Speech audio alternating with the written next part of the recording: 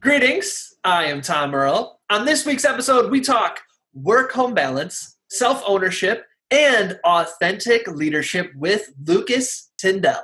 Check it out. Woo!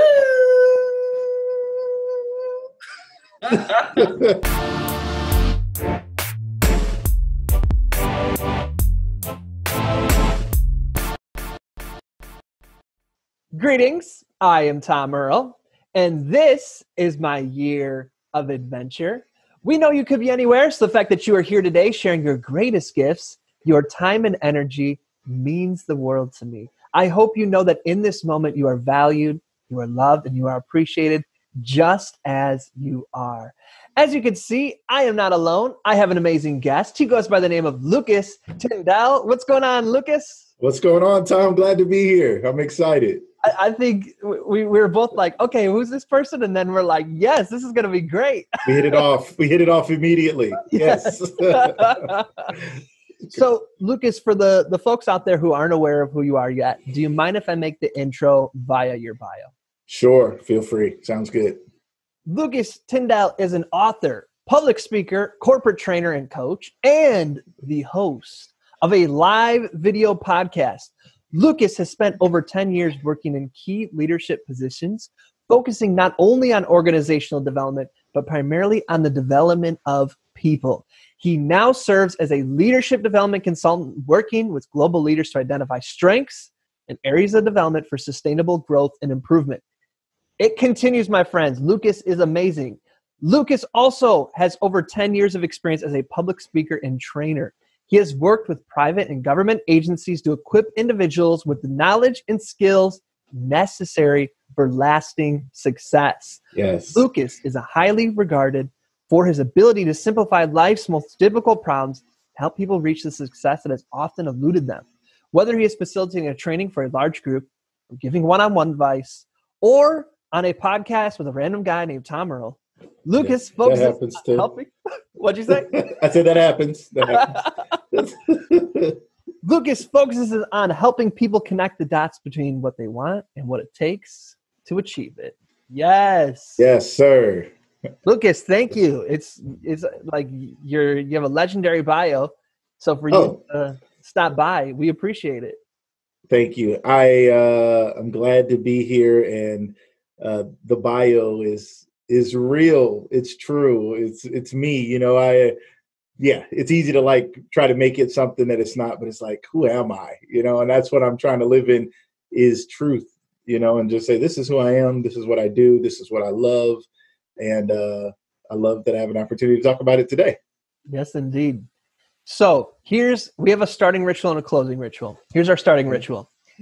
The bio is dope, and thank you. It won't ever really let us get to know somebody. So our starting prompt always is, if you really knew me, something that you'd never learn about me from my bio is what? If you really knew me, something you'd never learn about me from my bio is I'm a grandfather. I'm 38 years old and I'm a grandfather. My oldest daughter, Ariana, had a baby, Grayson, just this past March. And that is a really, really cool place to be a young father, one, as I am. And then to now be a grandfather is really exciting. And to me, family is far more important than the bio, right? It's like who I am is not a corporate guy. Who I am is not just an entrepreneur. Who I am is not just a business owner. Who I am is a husband and a father and a grandfather. Like, that's me. And I think that so often we are trying to build resumes and bios, which I believe in, and I understand the function of them. However, we miss the opportunities to actually get to know people because, especially as men, we're comparing our bios and our bank accounts and our success and our houses and cars, as opposed to comparing the size of our families, the amount of love we share. So being a grandfather is something I'm really excited about. My first daughter and your granddaughter sounds like they were born like within the same week of each other. Fascinating. Yes. Oh, what's if you're comfortable sharing, what's your granddaughter's name? Grayson Viviana. And Viviana, my mother passed away in March of this year, and Grayson was born a week before my mom passed away. And my daughter gave her my mother's name is Vivian. she gave her the middle name Viviana, and sadly my mom passed away a week later, but that was a special thing that my daughter did, and it means even more now. And once again, tell me if this is going too far, but since you mentioned it, is there any prayer or anything you'd like to say now that we mentioned your mom? Yeah, well, for me, the biggest thing for me is hope and moving forward. I have my mom's name tattooed on my arm, and I have a tattoo on both arms that says "More to Do." And I just pray that I can live the legacy of my mom. My mom, before she passed away, about a month before, she was in the hospital fighting breast cancer. And I asked her why she was fighting so hard. And I wanted her to fight, of course. Like, I wanted her to live. And I was like, why are you fighting so hard? I was asking, are you doing it for me and my siblings and our family? Because I didn't want her to carry that burden. If she was, if her body, if it wasn't happening and it wasn't working and she was passing, I didn't want her to go through this terrible time, trying to battle this and rehab and all this. So I asked her, and she said, no, I just don't think it's my time. I think I have more to do. And when she said more to do, I know what she meant. She meant more people to love, more people to help, more people to serve, more time and talent and treasure to give away. And so I will forever have more to do. So, I pray that I can live that out, and I pray that others would too. Life is not about the things we often think it's about. And my mom was all about service to others. And so I have more to do now forever because she felt she had more to do. And I feel it's my responsibility to carry that forward. So. Well, myself and my listeners were honored to be a part of her legacy. And we say, I mean, right there with you. So thank you, Lucas. Thank you. So just to kind of continue the serendipity of it all. So my daughter, her name's Jayanma Rosemary Chidalo, and then obviously Earl. So the Rosemary part is she's named after my grandma. Who Interesting. And Rosetta, did you hear I said that? Rosetta? I have a rose. I have roses here. My mom's middle name was Rosetta. Did I say that? That's what? Scary. Yeah, it's getting a little weird. I have roses here because, yeah, Vivian Rosetta. Yes. Okay, God. Clearly, me and Lucas are supposed to connect. Yeah, absolutely. Unbelievable. I'm like, did I say that already? I was like starting to think like maybe I said it and he's putting it all together. I didn't remember saying it. So anyway, fascinating. There's so many places I want to jump into. So I'm like mentally logging them, but I want to jump back to what you talked about with men and the way we're socialized to over-index into the professional work-life area and like stunt our love part of our life or our family or that. I think it's important for us as men to talk about it. So I'd like, since you brought it up, to go into it. So any reflections or?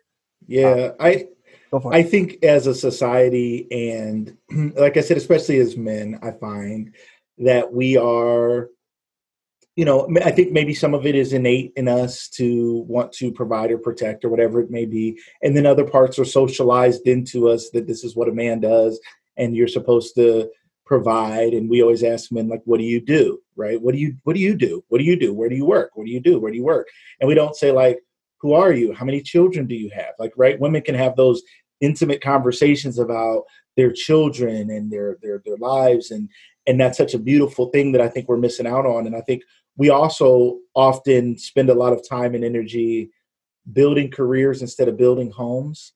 And we'll build a house, we'll build a career so we can build a house, a structure, but we won't build a home as in a place of love and warmth and togetherness because we're too busy trying to make more money to pay for the house that we built and move to the next house that we're going to get and go on the vacations and do those things. But we're always getting back to, but work and my career or my entrepreneurial pursuits is how I provide. And a lot of people, especially men, and I've been there, where we give the world and our jobs and our careers the best of us, and we give our families the rest of us. And we're tired and we don't have a lot to give and we don't want to engage. And I may come to your game or your sporting event or something like that, but I may not want to sit down with you at the dinner table. I may not want to sit down and go over homework. I may not want to talk to my daughter about boys. I may not want to talk to my son about girls. I may want to, but I don't have a lot left in the tank because I gave it all out here and now I'm home. And you just have to understand I'm tired because, I was out there hunting and gathering or something, even though it wasn't nearly the battle that people once fought. So I think it's really important for all people, and especially men, to realize that if you build a house but don't build a home, it's all for nothing. And if you build a great career and you have a great name in the business community or as an entrepreneur, as a leader, but you don't have a great name at home because they didn't know you, they didn't get time with you, then I think it's all for nothing. It reminds me of, I heard this quote. They attributed it to Jim Carrey. I don't know if he actually said it, but he said something to the effect of like, I wish everybody could be rich and famous so you could see it doesn't make you happy. I remember that. Yep. Yep. It's true. It's true. I recently started a live video podcast, and it's been really great, similar to what we're doing here today. And I've met a lot of great people, and locally I've gotten a level of notoriety and people know me, and it's really cool. And it's also like, and at the same time, I'm just me, right? I'm a father, I'm a grandfather, I'm a husband. Like, I want people to remember those things about me more than anything. No matter how big the show gets or how successful I am, I want to be remembered as somebody who cared about his family, cared about his community, set an example as a husband and a father and a grandfather, and was somebody that others could look up to. If you don't mind sharing, because I think it helps to just model. I think when people hear like me talk about my own story, it makes it realer. What about for you? Did you always, go into this like, I'm gonna have the perfect work-life balance? Like, did you know that? Did you have like, I'm gonna have emotional intelligence, I'm gonna be able to talk about my feelings? Is that like that was Lucas from the... I was born like that? No. Man, I mean, that's a great question. Definitely not. I was always a guy that was more sensitive, right? So like, I was a mama's boy, and I was experiencing emotions that I was being told by most of the world outside of my mom that, be a man, first when you're little, it's be a big boy. And then as you get to be a big boy, they say be a man. And all that means is like stuff your emotions, stop crying, be tough or something, right? So I could do that. I'm not a little guy. I was never a little guy. I could handle that. I could handle the being tough physically and not being afraid of people and things. So I could handle that. But the emotional intelligence came through a lot of heartache and pain, a lot of difficulty at a young age. My father went to prison, and prior to him going to prison, he had never been in trouble before. He was in the home every day. Our life was pretty good. 2 cars, a house, a garage. You know what I mean? It was decent, middle class, lower middle class lifestyle, and life was good. And my father goes to prison, and we go into poverty, and we lose our house to repossession. We lose our car. We lose our house to foreclosure. We lose our car to repossession. We're suddenly on welfare. Life is very difficult. I had to grow up fast because my mother needed me to be more than just a kid. I had to have a level of emotional intelligence to be strong enough to get through those difficult times and be a stabilizing force in my family. And I grew up, and then my father came home from prison, and my parents were back together, and I thought life was going to be great, and it didn't all turn out perfectly. And in an attempt to build my own home, I got married very young. So I was 20 years old when I got married. I just turned 20, and that didn't go so well. And I was very career driven at the time, and I was trying to become a man for this woman. And I was like, okay, what does a man do? What does a man do? Okay, he works really hard, and he puts all his time and energy into working. And if he can provide enough, then he's accepted at home, and he's good enough at home. And I found that wasn't true. I didn't know. And at times my ex-wife was saying, you're not giving me enough time and energy and attention. And I was thinking, but I have to do this so that we can have anything. And I'm trying to be a man, and I didn't know what it was like, because even as a teenager, I didn't have my father. So I didn't know what it looked like to be a man. So I struggled with that for a long time. And we unfortunately got divorced, and, we had 3 children together. But after divorce, I did remarry, and I learned a different way.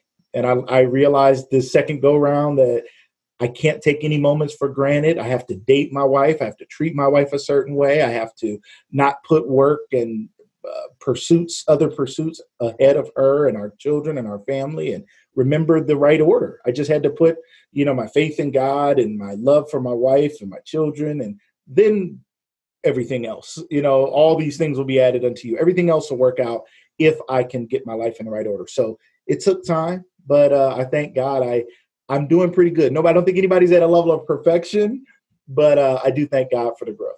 If you don't mind sharing, like, what would you say was like the first snowball that started rolling down the hill that became the avalanche of, like, now you teach this stuff, now you comfortably talk about leadership? What would you say was like the first snowball that started like intentionally wanting to go within and rebuild?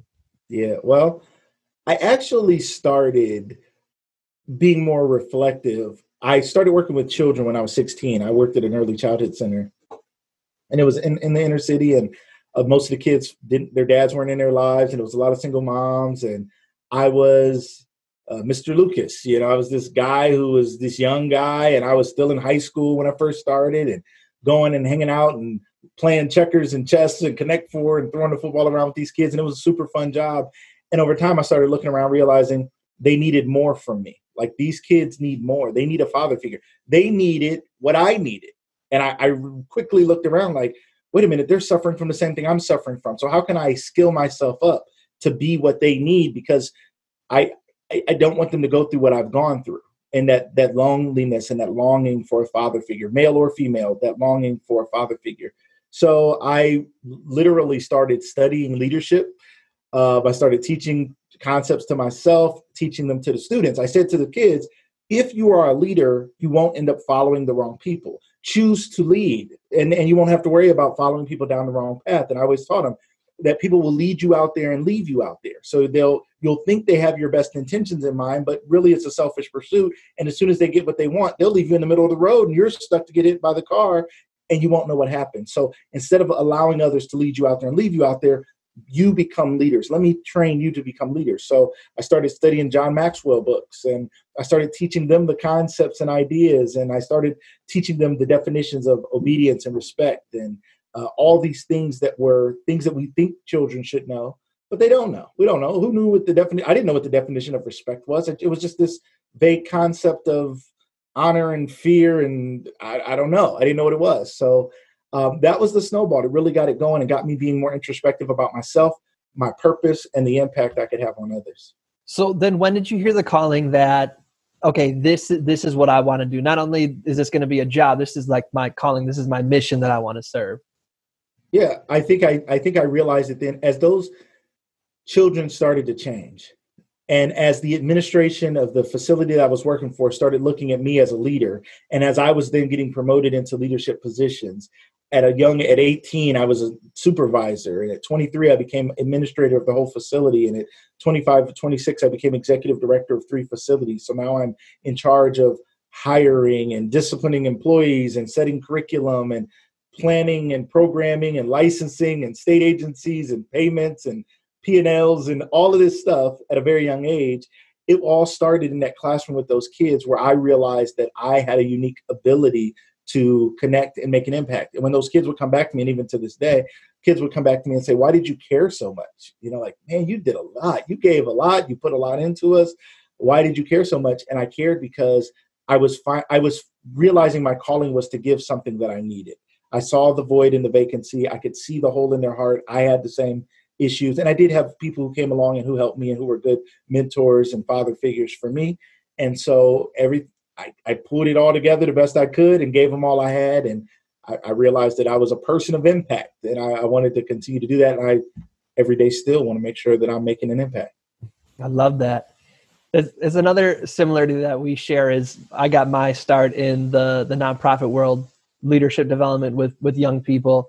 And like you said, it became this whole 10-year journey. And that's where I learned a lot of my facilitation and dialogue. So that's Right. a fun overlap.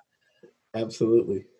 It's also, I think I have noticed that as a difference. So like we kind of come from, it sounds like, and correct me if I'm wrong, like that nonprofit service-based, there's a problem, I just need to fix it, and learning along the way, versus like, let me learn leadership development because this can become a good product that I can use to make a lot of money. Right. So how would you say, like in retrospect or in reflection, that like mission first aspect of like instilled into who you are has shaped the work that you do?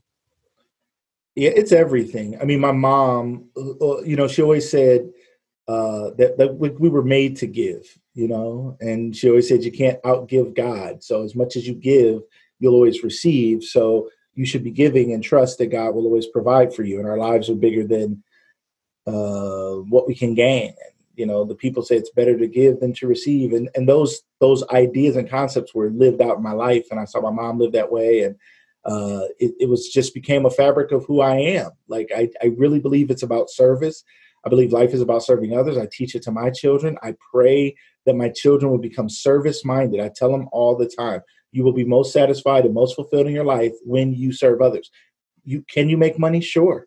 Could you be ultra rich? You could be, but I hope it's for a purpose. And I tell people this all the time. I remember I told a tax professional once. I was filing my taxes, and they were looking at all the money I'd given for the year, and they were like, "What are you thinking? Like, this is crazy. You know what you could have done with this, and paid yourself first and saved and all this other stuff." And I was like, well, I believe that giving is why I've been so blessed and why things have gone well for me and why I can make the money I make.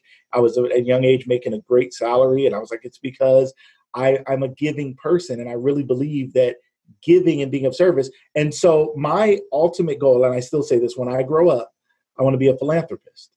Like, my ultimate goal is to spend my life giving my time, talent, and treasure away. That's my calling. That's what I want to do. A lot of people think I'm crazy. I tell people that all the time. I talk to people about business opportunities, and I'm like, great, let's get rich because I need to give my time, talent, and treasure away. Great, let's invest because I want to give my time, talent, and treasure. I want to do it all so that I can give it away. And I believe that's my calling. Well, I don't think you're crazy. I think that's wonderful. Thank you. Yes.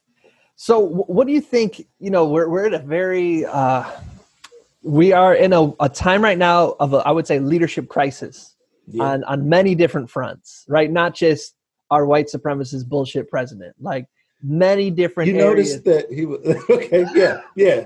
I'm like, I thought that was happening. Okay, yeah. Is it just like me? There's leadership crisis on like all fronts. Yes. Where do you, as a leadership professional, what is like if people are, looking around like, I don't know where to start. There's so many vagueness to leadership. What the heck? Like, where do you usually start people off with leadership? I think one, understanding the impact that a leader makes.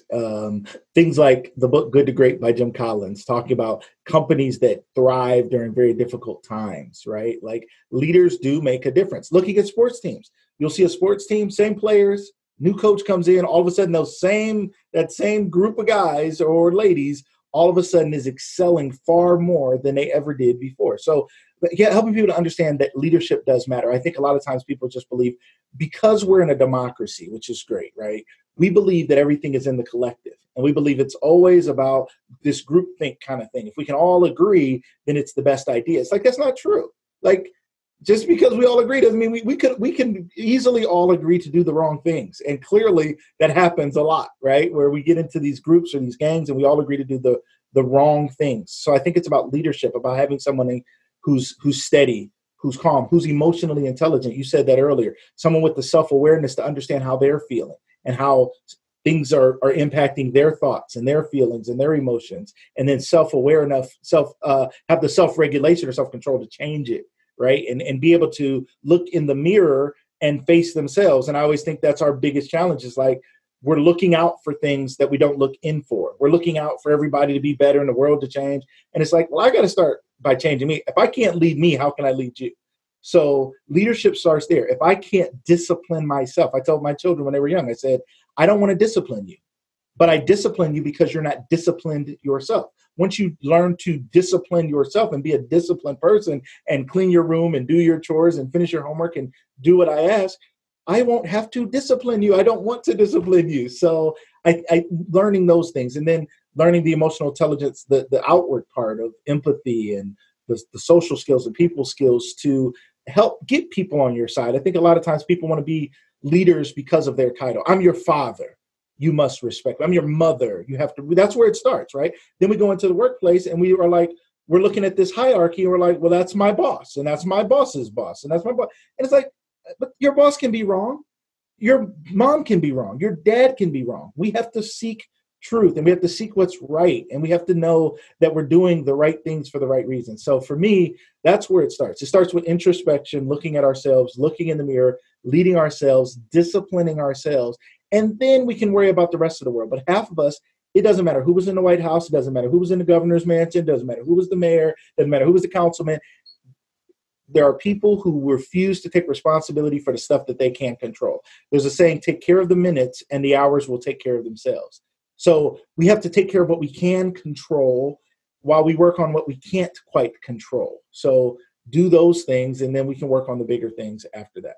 That's a really good aha for me, because what I think I was trying to say is like that leadership matters is buying in to the importance of leadership and my role in it. Is that what, am I hearing you correctly on that? Absolutely. That I play a part, even if it's just in my own home or my own family, and setting a tone and teaching something that my kids can carry on and understand and go out there and become leaders themselves, because the things change faster than we realize. We're like, these people have been in power forever. It's like our kids are going to be in power before we know it. So let's start changing by changing from our homes to our schools. I think in the education system, there's a great opportunity. We have to teach leadership.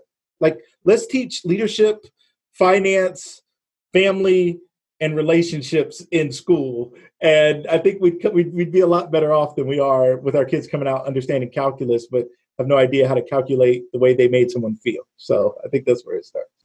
What do you think then if we were to teach that class, or when people hear leadership or us talk about leadership, what do you think are misconceptions or like antiquated beliefs or associations with leadership that like we should bless and release? That leaders are always right. I think it's a falsehood. And that if you agreed with the leader today, you have to agree with them tomorrow. Just because I agreed with some of the things that President Obama didn't mean every day he stood up and spoke. Even though it sounded good, that didn't mean everything came out of his mouth. I was like, that is the truth, and that's the right way to go. There were times he said stuff, I'm like, I don't know. I don't think that's right. And even if I agreed with 80, 90% of what he said, there's a percent of me that has to question whether what he is saying aligns with my life, my thoughts, my values, right? President Trump, while I may not agree with things that he says personally, there are some things that he says that I do agree with, right? So how do we stop having this, as Simon Sinek talked about, the infinite game? How do we stop thinking everything is a win-lose? And this is one thing I try to teach people all the time is we are so caught up in there's a winner and there's a loser. There's a right and there's a wrong. Most of life, in my opinion, is in the gray area. Most of life is this can be true and that can be true. A person can be racist and be empathetic toward a Black person who was brutally beaten by someone. Like, they still could be racist, but somewhere a man could be sexist and yet still want to see a woman succeed at something. Because I think those things also, racism and sexism and all of these things, I think we often think it's like you're either all the way there or you're not. Like, I either get to sign off that I'm not racist, or I have to sign up and be a supremacist, a white supremacist or something. No, there are people who have racist ideologies along a spectrum, and much of which was taught in our country. So if somebody's racist, it could just simply be they've heard it their whole life, and deep down they may feel like, yes, I do, Black lives do matter. But it's hard for me to say because the news channel we watch in my house just makes me believe I shouldn't say that. But deep down I feel, so they're not over here saying kill Black people, but they're not over here saying Black lives matter. So it's a range of things. So I think us understanding that multiple things can be true at the same time. It's not all win or lose. And even the leaders you agree with the most, you're not going to agree with them every day. And you shouldn't agree with them every day, because you should be processing your personal beliefs, your thoughts, your truth, and your understanding of what's right and wrong on a daily basis. And furthermore, let me say, when it comes to politics and other things, I think we spend a lot of time, and sports, I think that's kind of maybe where we get it from. We spend a lot of time listening to other people's opinions to shape our own. Like, we can't wait to turn on whatever our favorite station flavor is to hear them tell us more about what we think, so we can go out and say that to more people and be like, I believe this because I heard it from somebody else, not because I necessarily really believe that. I didn't necessarily listen to the facts. I got the sound bites and I'm ready to argue. So I think that's a big part of it. Some real nice ahas. The importance of recognizing and naming the nuance is an important quality of leadership is one thing I'm hearing. A lot of what I'm hearing you talk about too is just that personal ownership rather than transferring blame. Am I hearing that correctly as well? Yes, and that personal ownership and Are there people to blame and things to blame for? Sure, that too. That can happen. One thing I talk to people about all the time is the idea of windows and mirrors. And I always challenge people and tell them that it's much easier for us to look out of windows than it is for us to look in the mirror. For it is our nature to want to look out at what's going on around us and see what our neighbors are doing, or see what people at work are doing, or what are they talking about. Or social media is a window into the world, which the internet created and social media took to another place. And I think we love it. I think many people are literally addicted to it, and we're reading timelines and reading stories about other people's lives while failing to look in the mirror at our own life.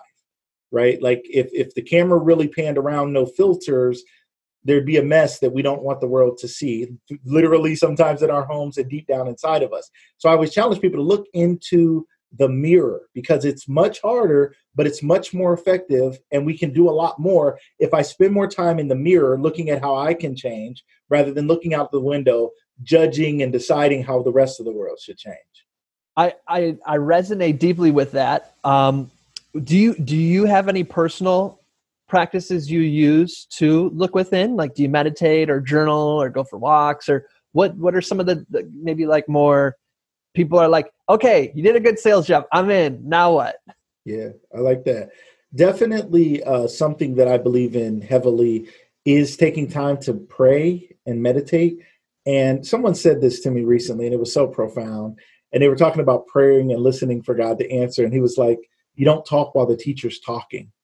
I was like, because oftentimes we think of prayer time as talking time, right? Even if one thing I try not to do is just run down my laundry list. I try to be grateful. However, there needs to be more time listening. So I try to listen to God. And that probably started for me as a teenager as well. When I was when my father wasn't home and my life was kind of chaotic, I spent a lot of time like alone in my room in this inner city project apartment in the basement. We didn't have enough rooms for everybody, and my room is in the basement. I have a concrete floor and these hard white stone concrete walls. And I spent a lot of time down there just like thinking and just like looking inside myself and trying to figure out like, what is life? And I still do that. Like, what is life? What is my purpose? What is my calling? I also believe in feedback. And I believe feedback is a gift, and we have to ask people for feedback, and we have to give people permission to be honest, and we have to thank them when they say something that's difficult. Because most people, if we say, tell me about myself, they're going to tell us everything they love, because one, for fear that we might retaliate and tell them something we don't like about them, and two, they're fearing they're going to breach the agreement of this relationship. This is a friendly relationship. Why would I ever tell you that, when I talk to you at night, you're rude and mean when you're tired? You're not yourself when you need a Snickers. I don't want to bring that up right now. I may tell somebody else, but I don't want to tell you. So I always encourage people, like, tell me honestly, asking my wife, that's not fun. I want my wife to be like, I hit the jackpot and everything is good and you're great. But to ask her, like, how are you? How is it going? How can I change? When someone says, I love you, I say, well, why? Because I want to know the good and the bad. My wife says, I love you. And sometimes I ask her why, because I want to know, because I want to do more of that. And one of my favorite books is The 5 Love Languages by Dr. Gary Chapman. And my wife's love language is acts of service. So she says, I love you because you provide, you make sure we have the things that we need. You're such a hard worker. Well, that also teaches me now to do more of that, because now I'm showing my wife love. So yes, meditation and asking for feedback to me are the two best ways to improve our self-awareness. And lastly, although I'm not doing a great job at this, journaling. And one piece of advice that I would give people, and one thing that I'm going to start doing, I journal through video more. Like, I'll record myself saying something. Sometimes I'll put it out on social media. Sometimes I won't, but in hopes that I will have that as a record. But also I say to people, sometimes you're not a great writer. You just turn on your voice memo on your phone and record your thoughts as you're driving. Or journaling doesn't have to be traditional writing. We can journal verbally, but I would recommend it, even though it's not my strong suit right now. It's definitely something I plan to do more of. Some of the things you're bringing up, looking to have a conversation with someone on this. So it sounds like it's going to align. All right. So I'm just finishing up this book called Staring Down the Wolf with Mark Divine. So Okay. Former Navy SEAL. Basically, he talks about it. He has different, like 7 basically ladders of leadership. The first three are very external leadership. Well, you can influence people, all these kind of things that you can master tactically, right? Can be trained. Right. But then to get to the next levels of leadership is really an internal journey. And he talks about how we all have this shadow side of us that is usually conditioned by trauma, especially childhood trauma, that conditions things like codependency or fear of confrontation or aggression when there's confrontation that prevent us from stepping into this next level of leadership. Yeah. Really inspiring book. It actually inspired me to like in these COVID times, find a therapist who can do virtual appointments. But, I'm just Awesome. curious for different leaders who have gotten over what he calls like the shadow self, different elements of conditioning or trauma that keep us from leading. I'm curious if you have any reflections on what that process has been like for you. If when you're starting your business or you find like, wow, this thing right here, when you get that feedback, I keep doing this, I keep hearing this feedback. If there's any examples you've had of something like that happened and feedback you were getting where you recognize I need to change this, and then how you did change it. Yeah, I will have to get that book. That sounds awesome. And I worked with children for many years, as I said before. I've also taught a lot of training to social workers, to children who are aging out of foster care, who often have gone through a lot of trauma. I've taught training on trauma to parents and parent groups, and again, foster parents and other social service workers. And I realized in those times where I had the opportunity to study and then train others on it, that I was dealing with things myself. And one of the biggest things that is coming to light now as I lost my mother is this battle to know like who I am and be okay with who I am and say, I'm a unique person. I am a Black man in America. And I told you this before the show. I was sitting there thinking, should I put my chain in? Should I turn my head? Is my head okay? What do I do to fit the mold? Because that is a part of, to me, for many people, it's a part of Black experience. And I find myself so often trying to make sure I fit in. And one of the things I've been transitioning through is the reality of accepting who I am and loving who I am truly, right? Because no matter how much feedback I got, no matter how much I reflected and thought, wow, I'm really gifted and I bring a lot to the table and I bring a lot of love and a lot of heart to the things that I do, a lot of passion and integrity, I still struggled with really loving myself, with really accepting myself. And I was always trying to fit into a box. And what I found is that was who I was. I was the compliant kid as a child. While the world went crazy, while our home went crazy, while life went crazy, my mom always said I was a peacemaker. So I took on that role as this steady being, the steady lighthouse, and the storm's going on, but the lighthouse is there, and I'm always going to be the steady person for people. While deep down, my light was flickering out at times, and I didn't know that. And then there were times where my light was shining bright, and I didn't appreciate that it was there. So really working on finding that balance of accepting, yes, some days I'm down, some days I'm not the upbeat person that I normally am. And other days I'm shining that light and I'm doing a great job. But no matter what, I still can love me. I still can accept me. And I don't have to fit into this box of, I have to be everybody's peacemaker. And I always have to say the kind thing. And I have to accept rudeness, racism, discrimination, so many things that I've tolerated in my life because I'm a peacemaker. I am this person. I was the child that didn't cause any problems, that kept the peace and followed the rules and did everything just right. But they didn't always turn out right for me, right? So I think really one of the things from my childhood that I'm now being liberated from, and I have a podcast as well, and my mantra is education, motivation, liberation. And when I started, it was education, motivation, inspiration, because I wanted to teach people something and motivate them and inspire them. And the more I thought about it, it was like, I am going through a process of being liberated from these beliefs that were stopping me from going to higher levels, as you're saying in the book, being my best self, because I was like stuck in this box. And this liberation that I'm going through right now is like amazing. Like the fact that I don't care about the box. I'm like, what box? Somebody will say, well, no, you can't do it like that. I'm like, why? Like, who said you can't do it like that? Just because nobody's done it like that doesn't mean I can do it. So let's try it. So I'm finding myself now just living a whole new life and feeling a whole new level of freedom and acceptance of myself as I break through some of the childhood trauma of having to be a stabilizing force in an unstable situation. I appreciate that. And I appreciate the the openness and courage that you're having in this interview. For folks who don't know, these are all questions that are just coming up now. Lucas didn't have any of these in front of him, and they're very personal. So I appreciate you for that. And Absolutely. I know that folks are getting a lot from it. So thank you. Thank you. So kind of on the last point that you're building upon, and I think a lot of folks listening, this is something that they go through as well. You hear a lot of like, be authentic, be yourself, speak your truth.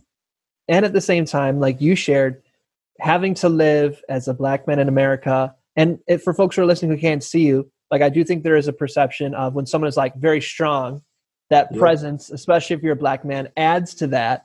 Yep. And we had kind of started talking about things about like sensitivity and these other parts of manhood.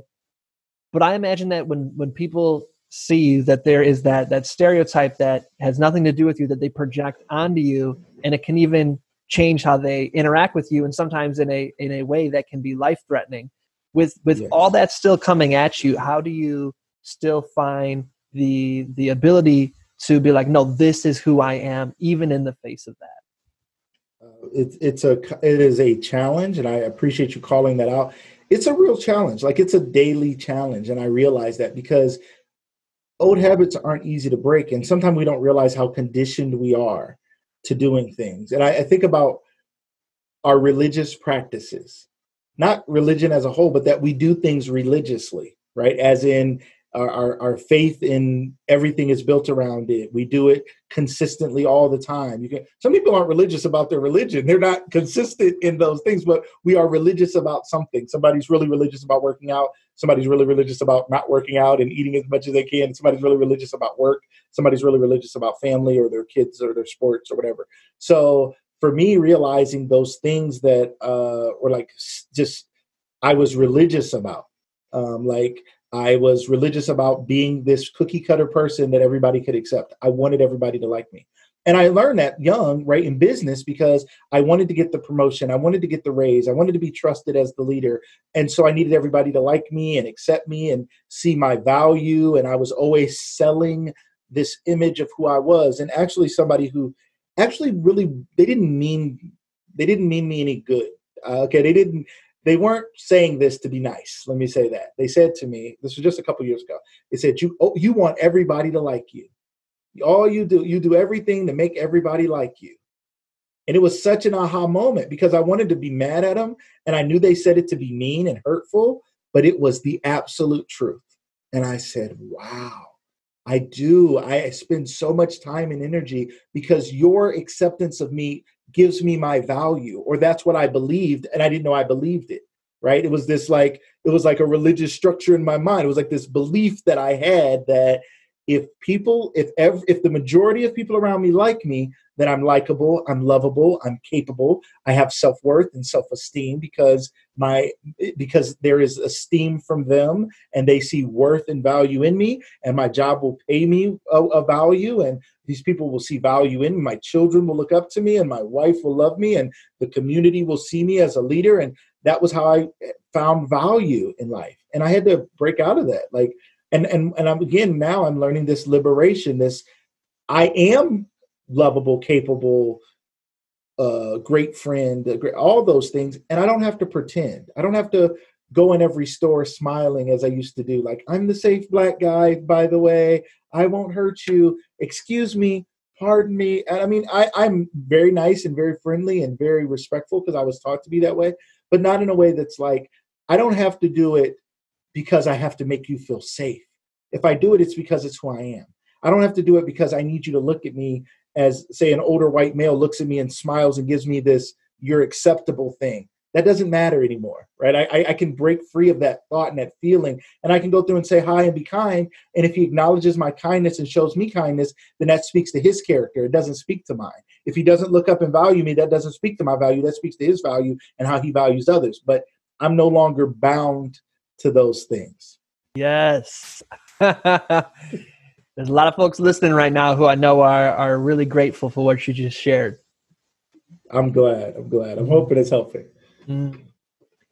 So let's talk a little bit about then the part where you learned how to to market, to get leads, to turn this from like a really awesome, clearly you have a God-given gift, but not just God-given, like self-cultivated gift. How did you turn it from like that to actually being able to make it into, a business? Well, I was fired from one job and laid off from another. And I only had 3 jobs in my life. Okay. So first it started with adversity. The job that I worked with kids and families, after 15 years, I was fired suddenly with no notice, no real good reason. And there's, more behind the scenes that I would now, I mean, even then I questioned and realized that, you don't get a lot of grace as a Black man, like running a business with owners that are not, they don't see the world the way I see it. And they did it. And I knew that and I heard that. And then there was some friction there. And then really with no explanation, I was gone. Okay. So that was difficult. Extremely difficult. Let me not say that was a very difficult time in my life, wondering who I was outside of being this person who ran these facilities and cared for these kids. I'm from Northeast Ohio. I ran facilities in Canton, which is the Pro Football Hall of Fame city, and Akron, Ohio, which is where LeBron James grew up. So I'm, just a few years older than him, but the west side of Akron is where LeBron grew up. A lot of kids, playing basketball in the LeBron courts that he was building. I worked in a place where I could look and see the apartments that he grew up in, Spring Hill, and I was making an impact in an area that he was still, reaching back to make an impact in. And I really identify with being this community guy, and to lose my job and to not get to say goodbye to my staff who I love, to the kids who I love, to the parents who I love, was traumatic and very difficult. And so again, finding my worth then, right? Because I tied a lot of my value up in being that guy there, right? So that started to teach me again, we have to stop identifying with what we do and start identifying with who we are and who we are to our family and our wives and our children, or our husbands or our kids or whoever, our communities. We have to start identifying there a little more. Who are we to God? What is our purpose? What are our gifts? Right. So that was a shaking up moment. After being, out of work for 8 months, I got a job as a leadership development consultant in a company doing something I couldn't even describe. When people, for the first year while I worked at this company, shout out to SideTrain, couldn't even describe what I did. I was like, I don't know, like I do consulting. Maybe like, what is that? I'm like, I don't know what we do. It was very different. But we did leadership development experiences, and we challenged leaders. We set up these full day development centers where leaders would come in from a company and they'd go through this whole day simulation where we'd have a hotel in the conference rooms, and they would walk into different scenarios. They would read a little bit about what was going on in a situation, and they were coming in to be themselves, but they were maybe my boss, and I'm playing a role of their employee who has a bad attitude. I'm slouching in the chair and I'm giving them a hard time, and I know everything about their script. They don't know anything about so I know all the details, and I'm testing and teasing out behaviors of their leadership to see if they're leaders. And then there's others in the room who are scoring them to see how well they do. So super fun job. I got to do acting as a part of leadership development. I got to learn how to act and be an actor as a part of a leadership development experience. It was so fun, so dynamic. And the change we made in leaders when we were able to show them the video of them and their body language and things they said and did, they didn't know they were doing those things. So they were able to make these real corrections to their behaviors, because leadership is behavior-based, right? It's not just what we believe, it's how we act toward people. So you can believe all the best stuff and read all the best books, but if your behaviors don't change, you're not going to be a great leader. So that was a great time. I got to do that after excelling in that, and then doing a lot of corporate training and going and standing before high-level leaders and huge companies all over the country, flying all over the country, teaching these leaders about leadership. I realized that I was really, really good at speaking and engaging, and it would be 3-day events, and they'd be, their cell phones are going off, their computers. These are VP level people and executives, and they were loving it. And they were like, wow, this was amazing. Great experience. You had great energy. How did you do it? And I'd be exhausted because I gave them all I had for 6, 7, 8 hours a day for 2 and 3 days. And I really learned that. So then after that, I was recruited to another company and did it. And in that company that I was recruited to, I was laid off this past October 2018.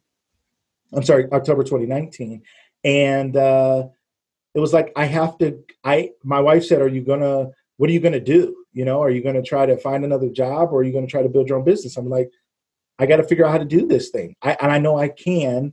And a big part of it was networking and marketing and telling people and telling my story and doing my thing. And it's been a great ride. It's been a really, really fun ride.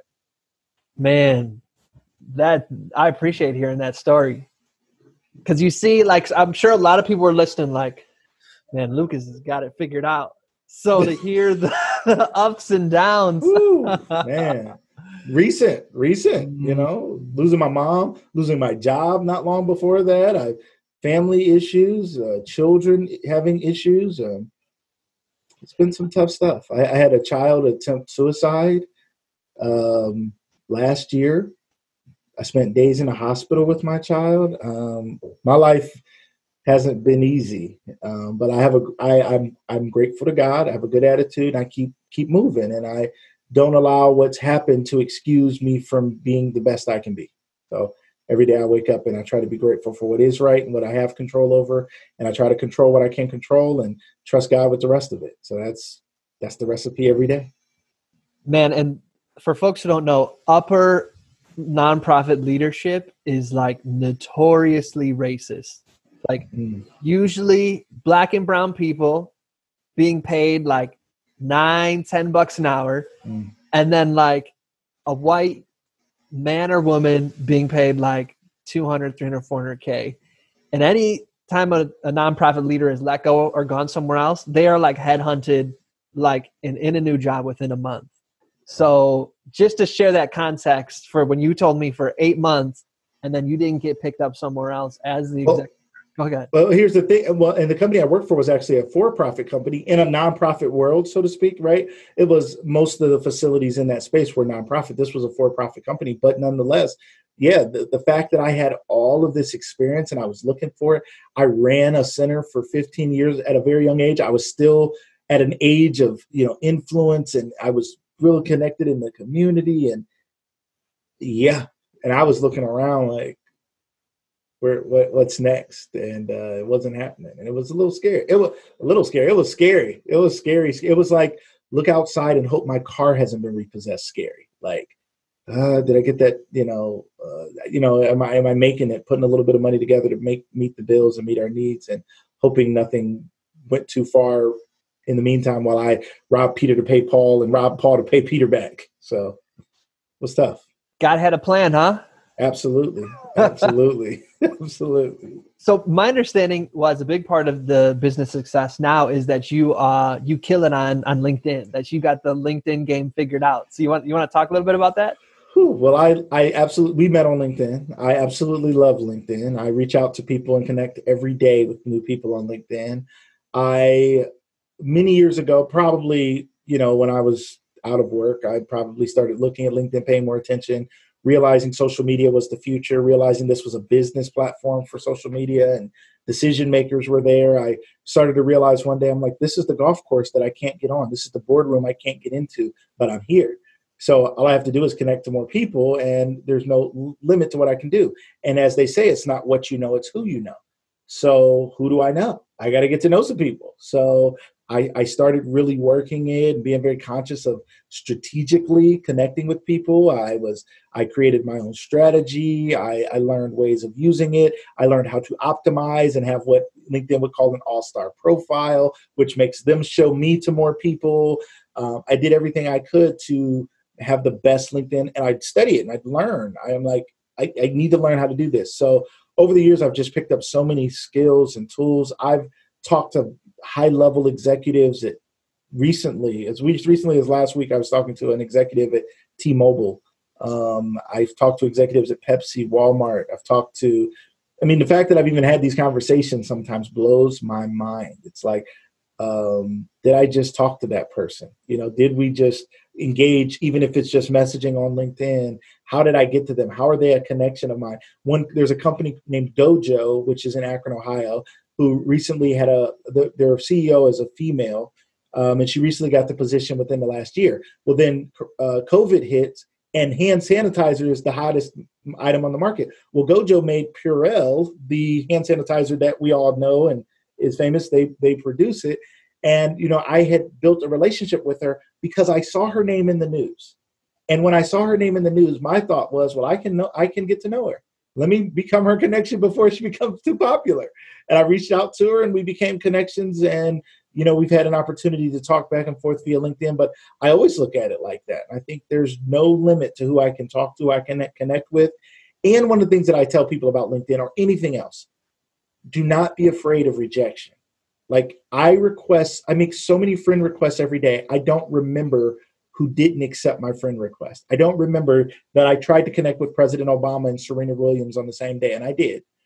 And neither one of them accepted my connection. But that has not slowed me down at all, because I've met so many great people like yourself and others that are impacting my life and giving me an opportunity to impact others' lives. I'm building my business literally through LinkedIn. Some of the conversations, some of the gigs I've received. I told somebody a few months ago I want to be a virtual keynote speaker. I want to be a keynote speaker. I want to do more keynotes. I've done some. I want to do more. And so I'm like, we're in this virtual world. Well, I could be a virtual keynote speaker right now. And I've gotten multiple gigs in multiple places being a keynote speaker that I never would have dreamed of because of LinkedIn. First, we can't be afraid of the rejection or feel like they didn't want me for some reason. Some people don't use LinkedIn that much. Some people maybe didn't accept your connection request. And sometimes you didn't get the request because all you did was hit connect. You have to add a note. LinkedIn gives you an opportunity to add a memo or add a note. I think on your phone it's a note, and maybe on the computer it's called a memo. I don't know. But you always want to make sure you say something. And then don't just say something self-serving like, I'm the best thing that ever happened to the world. You probably should connect with me. It's like, say something that means something.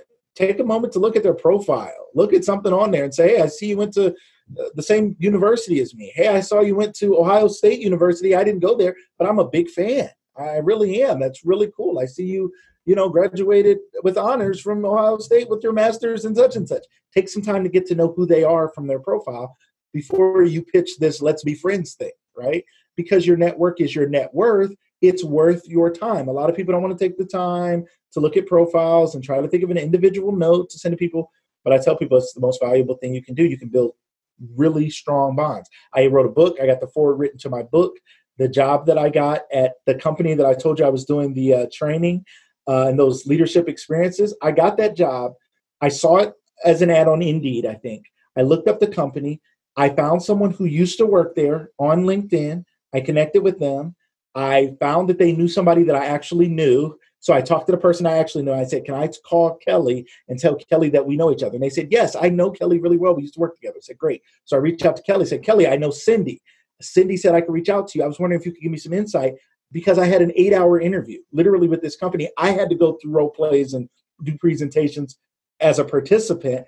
That led to what I'm doing now. I have credibility as a consultant, as a trainer, as a keynote speaker, because I got that job because I found somebody on LinkedIn that used to work there that was able to give me the secrets on how to get in there. And then from there, I got recruited to the next company because they saw me on LinkedIn, because of the keywords and things I put in my profile.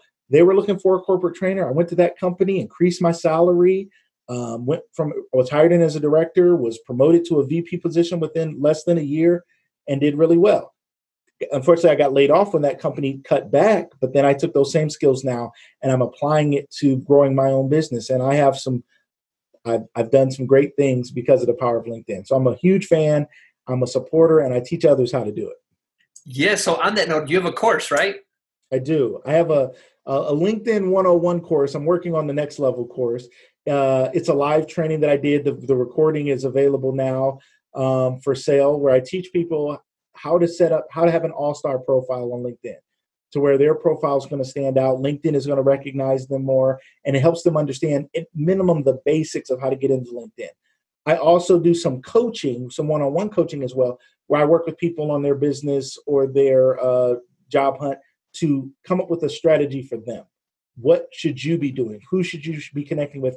And what is the strategy to get to those decision makers so you can get the job of your dreams? Whether people want a new job, a new career, they're looking for a job, whether they're entrepreneurs and they're trying to sell something, or whether they just want to move. I had a former colleague who was moving back to Germany.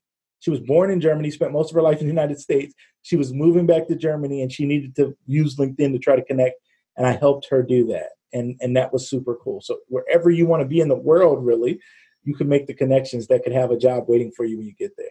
So for people who are listening and saying, I'm interested in that, or they're saying, I want to reach out to you and DM you something that really stuck out to me, any websites or your LinkedIn, where should folks go to let you know they appreciate you and to learn more?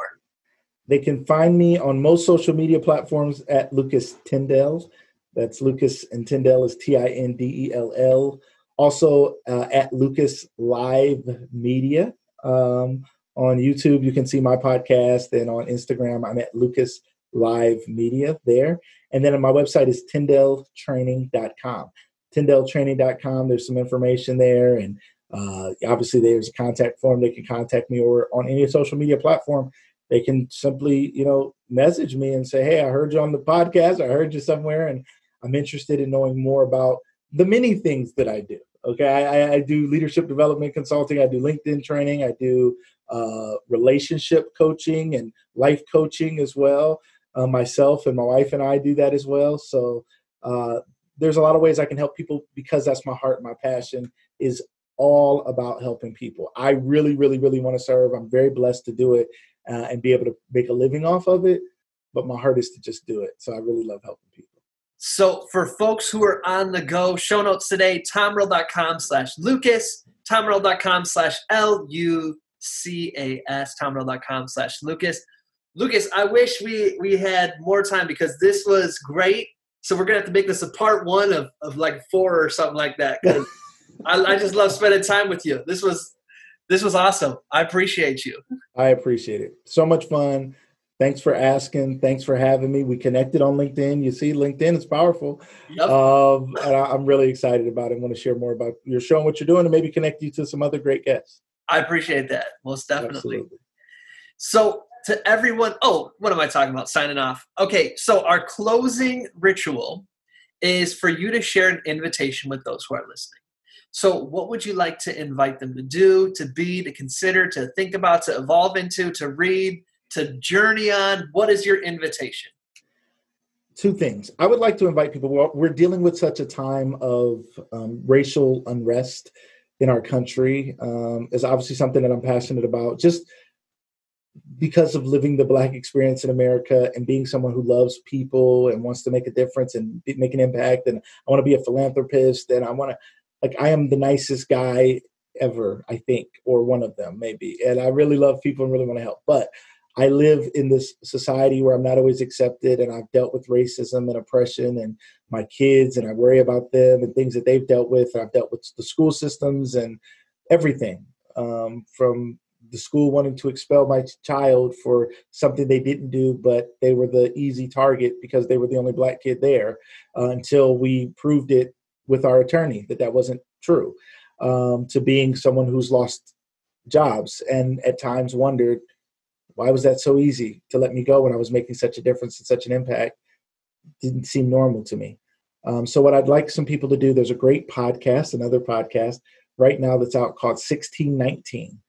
And I can't remember the lady who started it, but it's about slavery and the Black experience in America and the founding fathers, and how slavery became literally woven in through the cotton industry into the fabric of our society. So 1619, and a great book called White Fragility, talking about the white experience. A white woman wrote it about the white experience in America and why there's this fragile place where it's hard to face some of the things that are going on. And people are afraid that because we start talking about race, that makes them racist, or because they have some beliefs that they're so fragile. And there's this fragility that was built into a supremacist mindset, even though they may not identify as a supremacist. They were raised in a society that made them better than. And so it's a very fragile thing. And it's scary when we start talking about race. So a lot of times people want to stand on their side of the fence and say, I believe what I believe, you believe what you believe. Let's just agree to disagree and fight it out later. So I invite people to check those things out. 1619 podcast and the book White Fragility. I love that. We've featured 1619 on our weekly email, Nicole Hannah Jones. Yes. So awesome. I love that. Thank you, Lucas. This is I'm glad that God set this up for us, because clearly we got a lot of synapses going on. Absolutely. Absolutely. It was a pleasure. Thank you so much for having me. Of course.